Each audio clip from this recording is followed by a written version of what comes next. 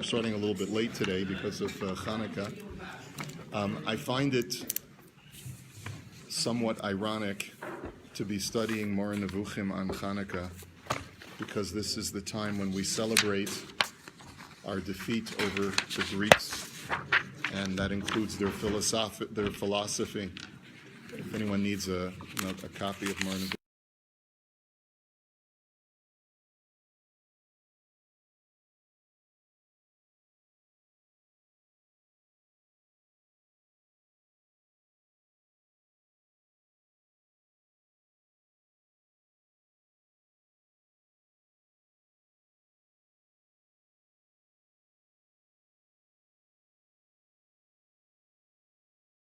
Right, so let's get started.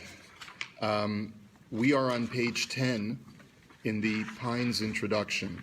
We had just started mentioning last time that the Rambam refers back to the three different groups of people that he had made mention of many years ago when he wrote his commentary to the Mishnah.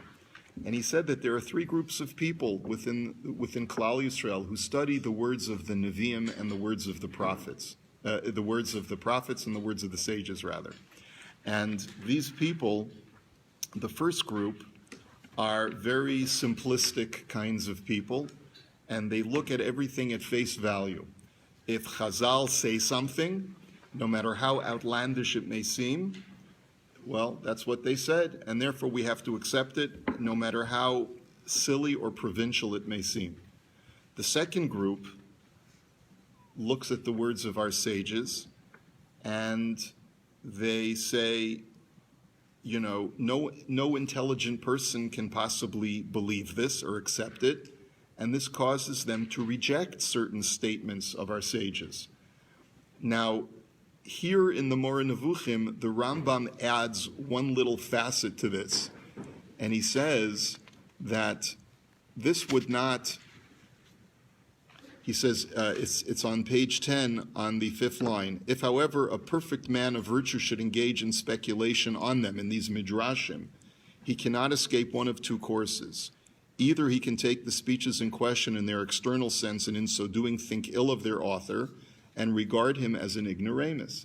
And so that's the second group of people. They look at the words of the Midrash, or the words of the Agadata, and they say, this is ridiculous. Anyone who wrote this must be provincial and silly. And notice this phrase, he says, in this there is nothing that would upset the foundations of belief. This is something that he did not write in his Mishnah commentary. He didn't write that he's laying them off easy. In that he says, you know what, if you reject something that the rabbis say, you're not an apikoros. If you look at a piece of Agadata and you say it doesn't make sense and I don't think the rabbis knew what they were talking about. It's not an appropriate thing to say, but it doesn't make you into a heretic. Now, why does the Rambam make that point over here? As you'll see, there are two texts that the Rambam is addressing in the Moreh Nevukhim. He's referring to rabbinic text, midrash or agadata, but he's also referring to the words of the Nevi'im, the prophets. And this is what the Ephodi, one of the commentaries, points out. He says, if you reject something that the rabbis say because it seems too provincial or it's patently untrue, as long as it doesn't affect your halachic practice, you're not a heretic. But if you reject something, words of the Torah, or words of even in the Tanakh, and if you say that the words of the Nevi'im are untrue, so then you are in a different camp. And that's why the Rambam made this contrast over here. To say something disparaging about the sages is very not nice, but it doesn't make you michutz lamachane, it doesn't make you a heretic. But to disparage the words of the Nevi'im already puts you outside the camp of Israel. That borders on heresy, or perhaps is heresy itself. So, the third category is that he can attribute to them an inner meaning, thereby extricating himself from his predicament and being able to think well of the author, whether or not the inner meaning of the saying is clear to him. This is the third group that the Rambam in his Mishnah commentary had said is such a small percentage of people who really get to the bottom of and really understand that the rabbis speak using homily and metaphor, and that they mean something much deeper than is at the face value. With regard to the meaning of prophecy, the exposition of its varying degrees, and the elucidation of the parables occurring in the prophetic books, another manner of explanation is used in this treatise. Now he switches from Midrash and he switches to Nach, or Tanakh. This is when we look at some of the metaphorical text that appears in Tanakh, that's a different story. And we actually have to be much more careful and esoteric in our unpacking of these ideas. That what the Rambam is alluding to over here is that originally I had planned to write a very explicit explanation of all of the places in Tanakh where the rabbis are speaking in metaphor, and I was planning to reveal quite overtly all of the things that they really meant on the deeper level. But I realized that this was not going to be helpful. The general populace would not benefit from it because it would be over their head and perhaps would confuse them further. And the already initiated class, I have to explain it to them in a way that is only appropriate for someone who's already initiated. And therefore, I have to be like the Abarbanel's language. I have to be megale tefach umechaset tfachayim. The sages use that term. I have to reveal one handbreadth and conceal 2 handbreadths. I will also be speaking esoterically, says the Rambam, in the way that I present this information. I'll be exposing what the words of Tanakh and the words of the Midrash really mean, but I will be doing it only so that an initiated person who's wise enough to understand what I mean will fully understand. Okay, and then he writes, in view of these considerations, we have given up composing these 2 books in the way in which they were begun, referring to those 2 works that he said that he had originally planned to write, and we have confined ourselves to mentioning briefly the foundations of belief and general truths, while dropping hints that approach a clear exposition, just as we have set them forth in the great legal compilation Mishnah Torah. What we see here, what the Rambam, I believe, is referring to, is a reference to all of the intellectual knowledge that a Jew must harbor in order to be a faithful Jew. And he says, I'm going to mention them briefly, and I'll tell you basic ideas that a Jew has to know without masking those ideas over, but they will be mentioned briefly, just like they're mentioned in Mishnah Torah. And here he's referring to the Ikarei Emunah, the foundations of belief, because once again, the purpose of this book is to imbue the seeking individual not only to resolve all of the conflicts and confusion that he may have, but also to make him have the proper intellectual ideas harbored in his mind so that he can gain perfection and dveikus with Hashem. In order to do that, you have to have a working knowledge of the 13 principles of faith. And this is what the Rambam says I'm going to be making reference to in this work as well. We mentioned before that, Strauss, in his introduction to Moreh Nevukhim, had provided a very intricate kind of layout dividing Moreh Nevukhim into 7 different sections, even though the Rambam only breaks down his work into 3 different units, Chelek Aleph, Chelek Gimel, and Chelek Beis, and Chelek Gimel. And many of the commentaries are at a loss to try and understand why the Rambam breaks down the Moreh Nevukhim into 3 sections. There doesn't seem to be a clean break from section A to section B to section C.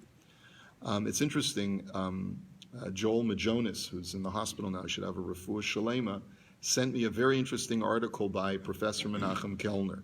And in that article, Dr. Kellner observes that Rav Shimon ben Semach Duran, who was a very important Rishon, spoke a lot about philosophical ideas in Judaism, is the first person to break down the Rambam's 13 principles of faith into 3 sections.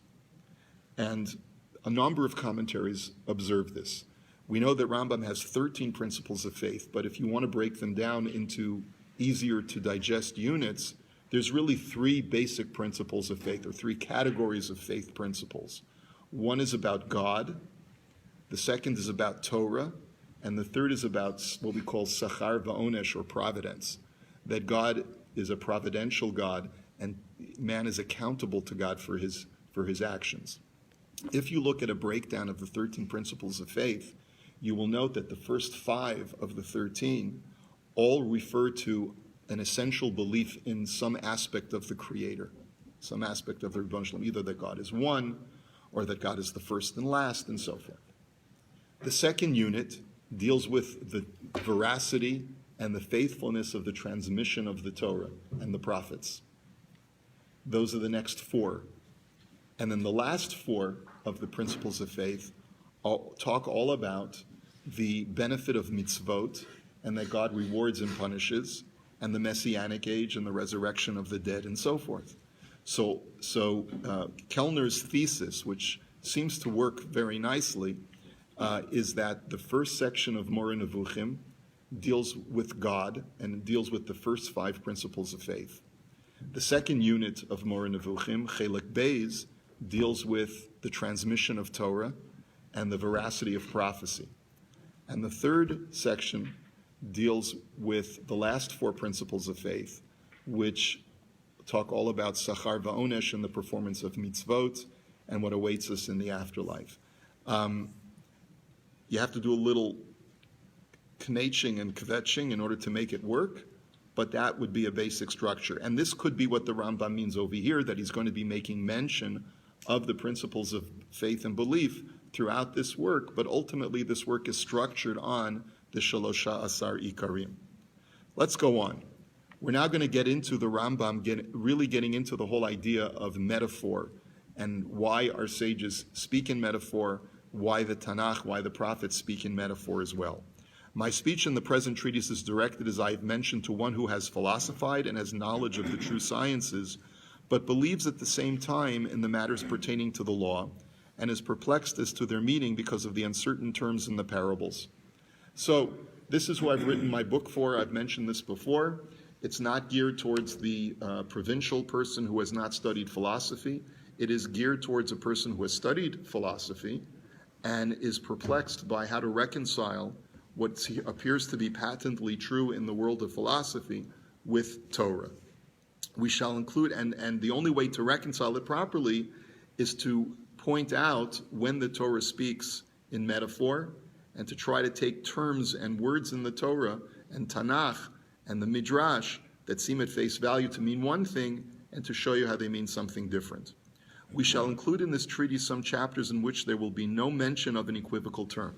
What that means is that there are some chapters of Moreh Nevukhim which will not expound explicitly on some term or phrase which is equivocal, which means that it has more than one meaning and we have to get to the deeper meaning.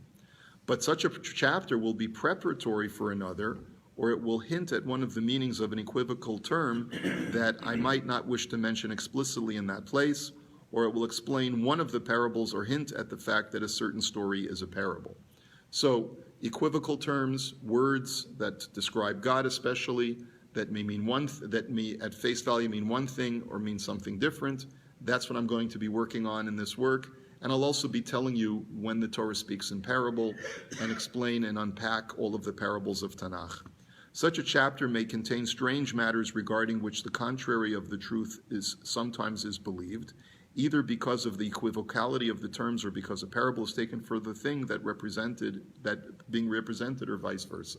Which means is that you're going to read certain things in chapters of this book that are going to seem bizarre to you. They're going to seem strange. Because I'm going to be explaining to you how a chapter from Tanakh or a passage from Chazal means one thing when you always thought it meant something totally different. So you're going to be reading stuff in this book that's going to go, wait, what is he talking about? And when you think about it, he says, look, I'm saying, I'm preparing you to be amazed. I'm preparing you to be shocked a little bit, but don't be. Realize that what I'm telling you is correct. Now that I've talked about parables, says the Rambam, let me explain to you what the world of parables is all about in the words of the prophets and the sages. We shall make the following introductory remarks. Know that the key to the understanding of all that the prophets, peace be on them, have said, and to the knowledge of its truth, is an understanding of the parables, of their import, and of the meaning of the words occurring in them. In other words, you've got to realize that the Nevi'im speak in parable. Never almost never, take their words at face value and appreciate that there's something much deeper. You know what Hashem, may he be exalted, has said, and to the ministry of the prophets have I used similitudes. Basically, Hashem says explicitly that I use the Nevukhim to speak in metaphor. And you know that he has said, put forth a riddle and speak a parable. You know too that because of the frequent use prophets make of parables, the prophet has said, they say of me, is he not a maker of parables? Okay, so you know how Shlomo began his book, to understand a proverb and a figure, the words of the wise and their dark sayings. This is the introduction to the book of Proverbs. Now there's a medrash that opens up or explains what Shlomo HaMelech's project was when he wrote Mishalim, when he wrote parables or proverbs. To what were the words of the Torah to be compared before the advent of Shlomo? To a well, the waters of which are at a great depth and cool, yet no man could drink of them. Now what did one clever man do? In other words, the waters are sweet, but they're inaccessible. So what does the smart man do? He joined cord with cord and rope with rope and drew them up and drank. Thus did Solomon say one parable after another and speak one word after another until he understood the meaning of the words of the Torah. And therefore parables have a cumulative effect according to this midrash. Sometimes you need to provide not just one parable to understand a very esoteric, complex idea, but you need to use multiple parables. That's the cord to cord, rope to rope. Okay?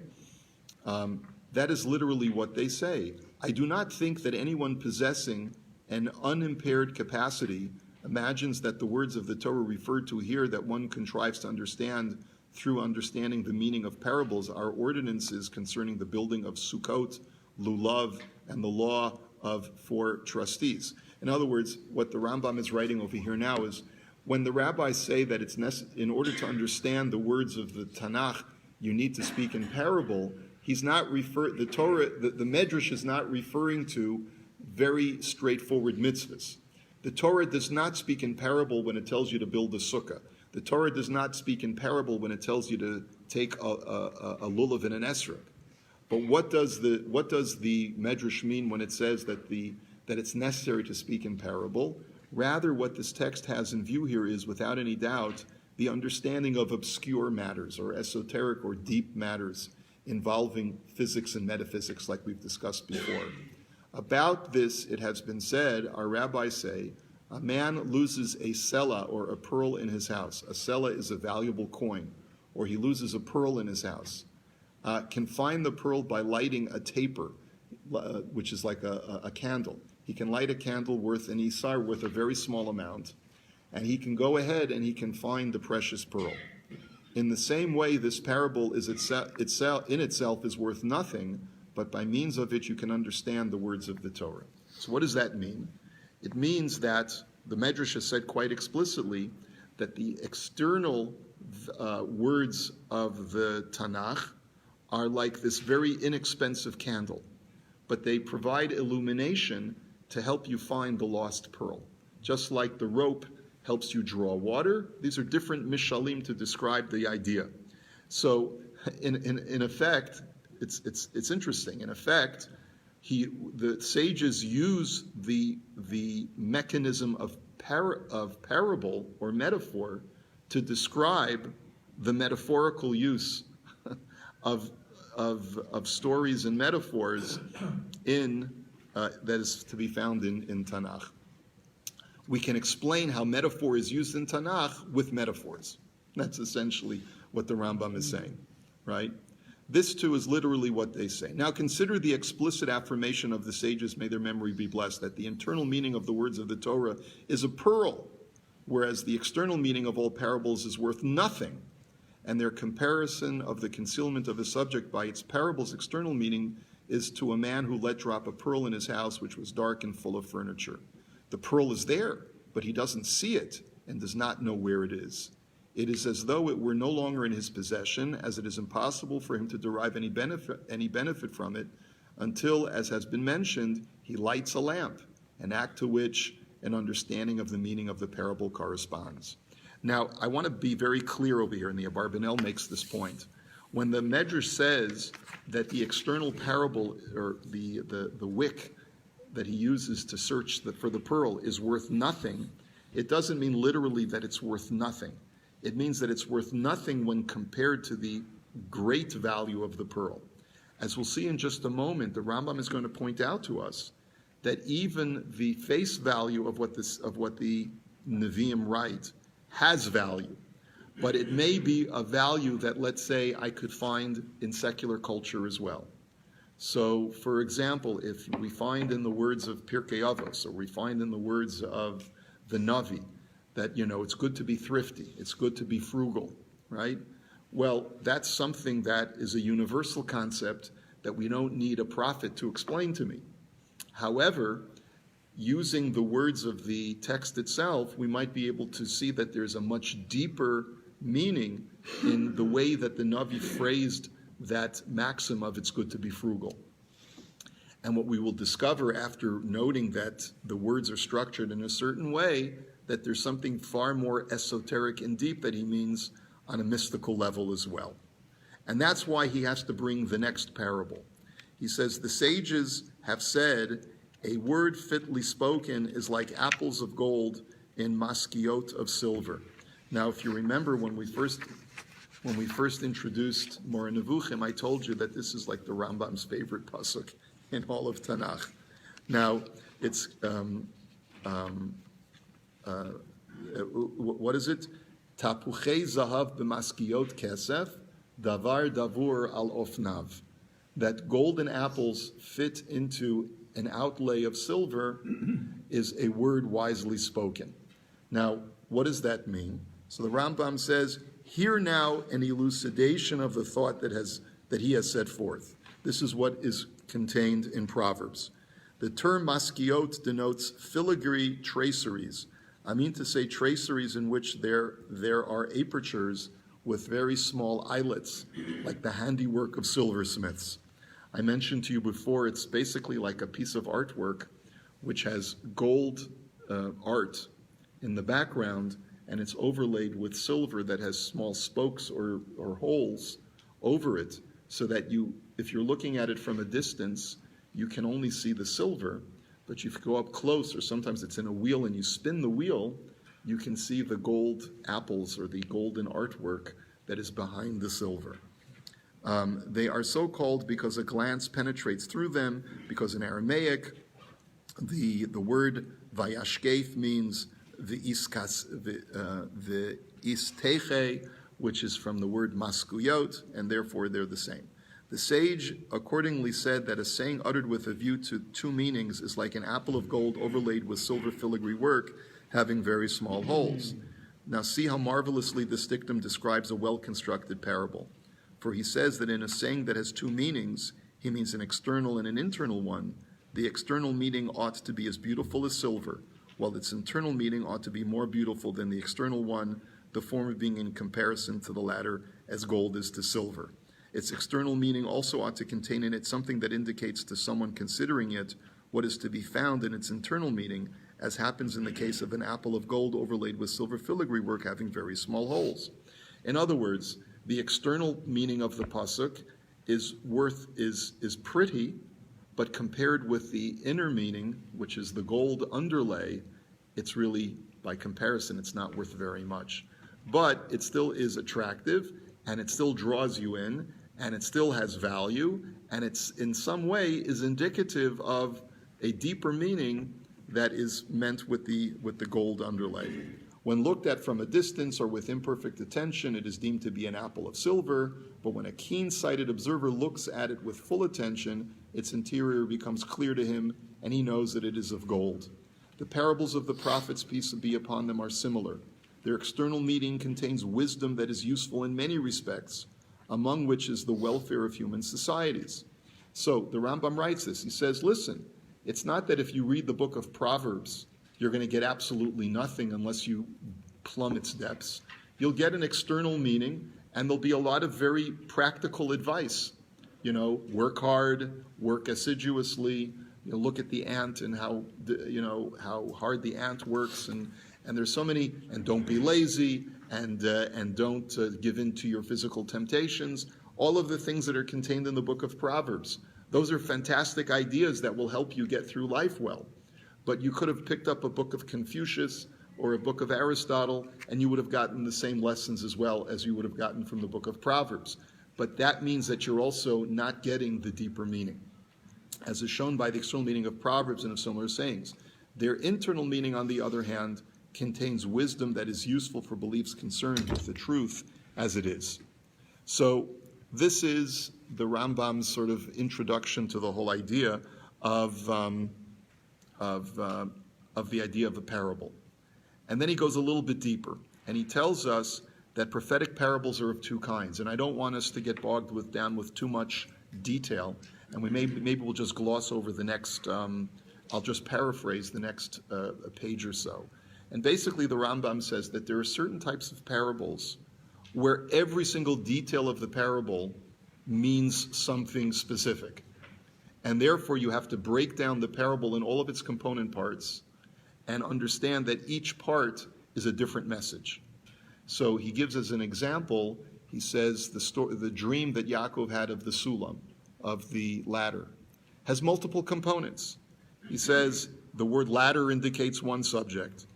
Mutzav arza, set down on the earth, is another lesson.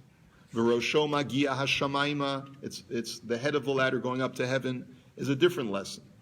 And therefore, in parables, sometimes you have to break down the parable into its individual components in order to be able to understand that there are multiple different messages in one parable.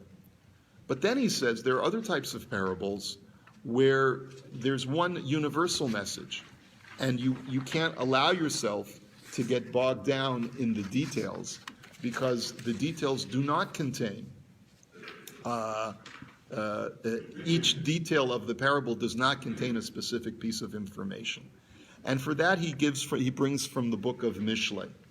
And it's not clear to me whether he's making this division because one is the Pentateuch and one is King Solomon. It could be that that's the reason why you have to be much more exacting in your unpacking of a parable that is contained in the Chumash versus a parable that's contained in Proverbs. That could be true. But it could also just be that he's just speaking in generalities. You need a wise person to guide you and to let you know when something said by the Nevukhim, which is a metaphor, has to be broken down into its constituent parts because there are multiple lessons, and when you have to just take it in its totality and appreciate that there's one universal message, and don't get bogged down by the details, because sometimes the details are only provided in order to enhance the parable and make it more palatable, but not necessarily to provide you with additional information of the deeper message. Okay? And that's what the Rambam wants to communicate over here. I'm going to conclude with something that the Rambam here does not write, but which is contained in the Kuzari. And it's a very, very important idea which it requires a little bit of thought to sort of cogitate on it a little bit. Rabbi Yehuda Levi says something that when I read it for the first time, I was a little bit taken aback. But he says that there are many times when you'll read something in the words of our sages that seems outlandish.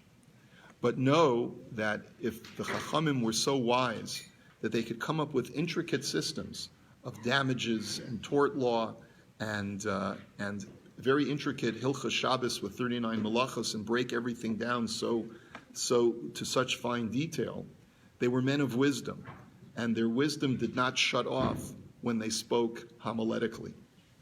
And if you read something that they write that seems provincial or outlandish, understand, like the Rambam writes, that it has an external meaning and an internal meaning. And then he writes that there were times that a student heard his teacher say something of this kind, that it was a parable, and he didn't understand it and transmitted it nonetheless. In other words, part of the transmission process of Torah Sheba'al Peh is to transmit some of these stories and homilies and metaphors even when the person transmitting it himself doesn't fully appreciate the inner meaning of that statement or inner meaning of that parable. And the reason why this is so important is because it sort of reinforces the importance of making sure that there's a faithful transmission of Torah Sheba'al Peh. Because essentially what Rabbi Yehuda Levi was trying to communicate to us is that there are going to be generations where we learn stuff and we don't understand it, but we have nonetheless a duty to retain its transmission. Because you may not appreciate it today, but that's because you didn't see the deeper meaning. But you still need to pass it forward, because by passing it forward, you're providing the next person down the road the opportunity to appreciate what you were not able to appreciate. And so therefore, when we look at it with that sense of reverence, it places the responsibility of the preservation of Torah Sheba'al Peh in a very new, very different light. Comments, questions? Anyone want to say anything? Yes, go right ahead. So when you mentioned that Rambam says you're going to be surprised by what I tell you, it's going to be different than what you have always learned, is he saying that up until now, even though you've all been, let's say, you come to the books have been taught by rabbis and sages, no one's understood what I shed the light now on it? Is that what he's saying? There's been misunderstanding until now, and I'm the only one that's going to? I don't think he's saying he's the only one, but he's clearly saying that there's been misunderstanding until he wrote this book. And he really did view it as his role to try and alleviate some of the confusion. That's why he wrote, that's why it's called Moreh Nevukhim, right? I don't think that he believed that he was the only one, but he did feel that he was in a very small group of people. Okay? Where does the people that the Kuzari is talking about that pass on the words of the Nevukhim without total understanding? Where does that person fit in with the Rambam's characterization of the people that he's speaking to? That's a good point. The Rambam didn't really account for that kind of person, but it's, I guess, a person who, in the third category, knows that the rabbis or the Nevi'im mean something deep, tries to plumb its depths. Sometimes you succeed and sometimes you don't. So that he probably would be part of the third category, but sort of a third category wannabe, guy who wants to be part of that category just hasn't been able to make it yet. Okay? Have a great day. Happy Hanukkah, everyone.